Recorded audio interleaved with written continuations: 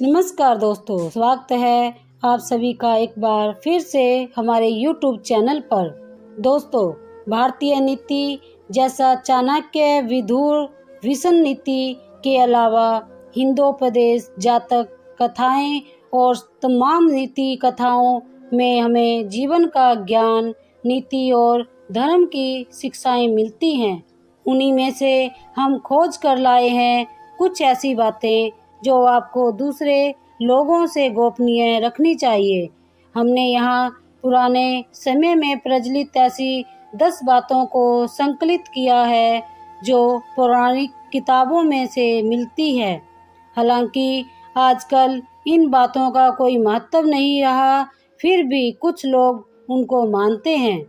कोई व्यक्ति अगर आपसे हर तरीके से आपके राज जानने का प्रयास कर रहा है तो समझ जाएं कि वह आपका हितैषी तो कतई ही नहीं है।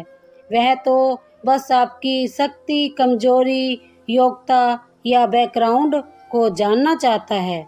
ऐसे लोगों से सावधान हो जाएं जो आपसे खोद खोद कर कुछ पूछ रहे हैं। नंबर 1, घर परिवार की बातें। बहुत से ऐसे लोग भी हैं जो अपने घर परिवार की सारी बातें अपने मित्र, रिश्तेदारों या किसी परिचित से शेयर करते रहते हैं। ऐसे लोग बाद में पछताते हैं। इससे घर के सदस्यों में आपसी मनमुटाव और अविश्वास की भावना बढ़ती है। घर की बातें घर में ही रखने से जीवन सुखमय बनता है। छोटी मोटी समस्याएं जीवन में चलती रहती हैं। पति पत्नी का संसार व्यवहार गोपनीय रखना चाहिए। बहुत से मूर्ख लोग अपनी पत्नी के साथ उनका व्यवहार कैसा है यह भी दूसरों को बताते रहते हैं। आप अपने परिवार की बातें हमेशा गुप्त रखें, अन्यथा सुनने वाले तो मजे लेकर हट जाएंगे लेकिन आप पछताएंगे। दूसरों की सहानुभूति हासिल करने के लिए आप कुछ समय के लिए जरूर राहत महसूस कर सकते हैं, लेकिन इससे आपकी कमजोरी ही प्रदर्शित होती है। नंबर 2, घर का रहस्य। बहुत से लोग जो अपने घर में हर किसी की एंट्री कर लेते हैं और घर के कोने कोने से सभी को अवगत करा देते हैं। जो लोग आपके विश्वास पात्र हैं उन्हें जरूर इसकी छूट दी जा सकती है, लेकिन हमने देखा है कि बहुत से ऐसे लोग भी आपके घर में घुसकर उसे देखना चाहेंगे जिससे आपका कोई खास संबंध नहीं है।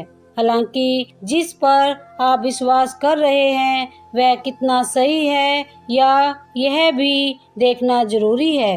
पुराने समय में लोग संयुक्त परिवार में रहते थे और उनके घर भी बड़े होते थे। ऐसे में यह धारणा प्रचलित हुई कि किसी को अपने घर का रहस्य नहीं बताना चाहिए। सभी के कमरे अलग अलग होते हैं और सभी का अपना व्यक्तिगत जीवन होता है। हालांकि यदि आपके रिश्तेदारों को छोड़कर आपके यहाँ कोई आता जाता रहता है तो यह सुनिश्चित करें कि उसका आना जाना ड्राइंग रूम तक ही सीमित रहे। नंबर 3, आपका धन।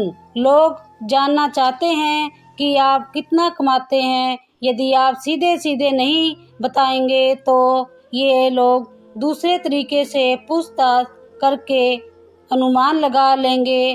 हालांकि आप अपने धन को जितना हो सके गोपनीय रखेंगे तो आपके लिए ही अच्छा होगा। इसीलिए नहीं कि लोग कर्ज मांग लेंगे और फिर लौटाएंगे नहीं। इसके और भी कई कारण हैं।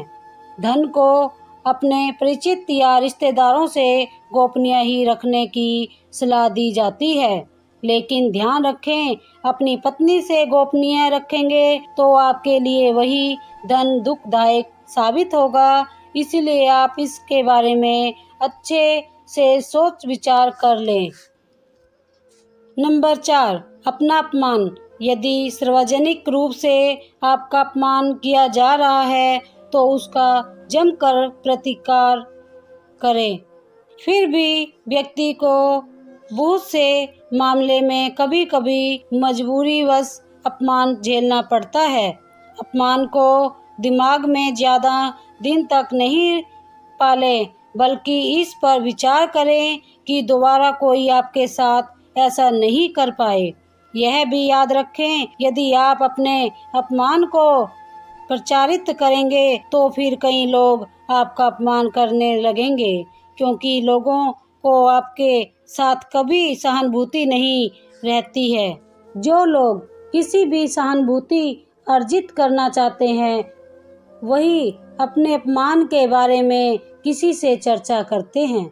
नंबर 5, अपनी अयोग्यता या कमजोरी।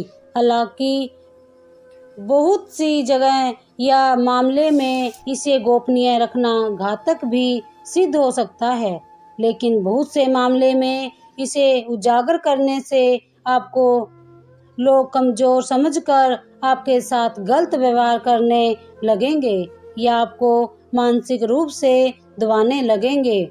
इसीलिए इसके बारे में आप अच्छे से विचार कर लें कि कब कहाँ कौन सी कमजोरी गोपनीय रखनी है। कमजोरी और अयोग्यता में फर्क करना भी सीखें। नंबर 6, मन की बात। मन में बहुत सी ऐसी बातें होती हैं जिनको जग जाहिर करने से आप अपने आसपास संकट खड़े कर सकते हैं। हो सकता है कि आपके मन में किसी बात को लेकर अवसाद हो, क्रोध हो या घृणा हो। मन में हजारों तरह के विचार उत्पन्न होते हैं, लेकिन बुद्धिमान मनुष्य उन्हीं विचारों को व्यक्त करता है जो उसके हित में होते हैं। लेकिन इस तरह की बातों को जग जाहिर करने से आपके संबंध में लोग एक तरफ ही राय बनाकर शुरू कर देंगे और फिर लोग आपकी अच्छी बातों को नहीं सुनेंगे। आपको उस गुस्से या फ्रस्ट्रेशन की ही चर्चा करेंगे। आपके 10 अच्छे कार्य उस एक मन के विकार के सामने कमजोर से पड़ जाएंगे। नंबर 7, गुरु मंत्र साधना और तप। यदि आपके किसी योग्य गुरु से दीक्षा ली है तो उसके द्वारा दिया गया गुरु मंत्र गोपनीय रखें।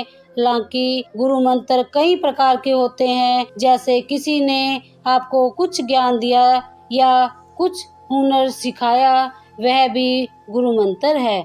इसके अलावा यदि किसी भी प्रकार की साधना, तप या ध्यान कर रहे हैं तो उसे भी गोपनीय रखें, अन्यथा वह निष्फल हो जाएगा। इस संबंध में गोपनीयता से ही लाभ मिलता है। नंबर 8, दवा। आप यदि किसी भी प्रकार की दवाई खाते हैं तो उसे गोपनीय रखें। माना जाता है कि दवा का असर भी तब तक रहता है जब तक वह गोपनीय है। हालांकि कुछ लोग इससे इत्तेफाक रख सकते हैं, लेकिन प्राचीन काल में हो सकता है कि यह विशेष रोग या औषधि के लिए कहा गया हो। पहले के लोग, कुछ लोग दुर्बल वनस्पति के जानकार भी होते थे। बहुत से लोग कहते हैं कि यदि आप दारू भी पीते हैं तो वह भी तब तक उचित है जब तक उसकी गोपनीयता भंग न हो। जिस दिन लोगों को उसके बारे में पता चलता है, समझो उसी दिन से आपका पतन भी होना शुरू हो जाता है। नंबर 9, आयु। हालांकि कुछ लोग आपकी आयु जानते हैं और कुछ जानना चाहते हैं, लेकिन यदि कोई आपसे बिना किसी कारण के आयु पूछता है तो उसे कतई ना बताएं। लेकिन वर्तमान में यह संभव नहीं है। लाइसेंस, पासपोर्ट या अन्य किसी कार्य के लिए भी फॉर्म भरने में इसका खुलासा करना ही होता है। लेकिन कभी कभी ऐसे मौके या स्थान होते हैं जहां आयु बताना जरूरी नहीं होता। आजकल अनजान लोग भी पूछ लेते हैं कि कितने वर्ष के हैं आप। नंबर 10, दान पुण्य। आपने जो भी दान दिया है उसे गुप्त रखेंगे तो ही उसका लाभ मिल सकता है। गोपनीय दान दान देवताओं की नज़र में रहता है और जिस दान का बखान किया जा रहा है उसका फल निष्फल हो जाता है। मंदिर में दान दें, किसी गरीब को भोजन कराएं या किसी भी प्रकार का पुण्य कार्य करें, उसका अपने मुंह से बखान ना करें। यदि आपने इसे किसी के साथ किसी के समक्ष जाहिर कर दिया तो समझें वह खारिज हो जाएगा। तो दोस्तों, यह थी वह 10 बातें जो आपको गोपनीय रखनी चाहिए। उम्मीद करते हैं कि आपको यह वीडियो अच्छी लगी होगी। वीडियो अच्छी लगी हो तो लाइक करिएगा, दोस्तों को शेयर ज़रूर करिएगा और चैनल को सब्सक्राइब करके बेल आइकन को ज़रूर दबाइएगा ताकि आने वाली वीडियो आपको सबसे पहले मिले। तो दोस्तों, आज के लिए बस इतना ही। मिलते हैं अगली वीडियो में, तब तक के लिए नमस्कार। जय माँ लक्ष्मी।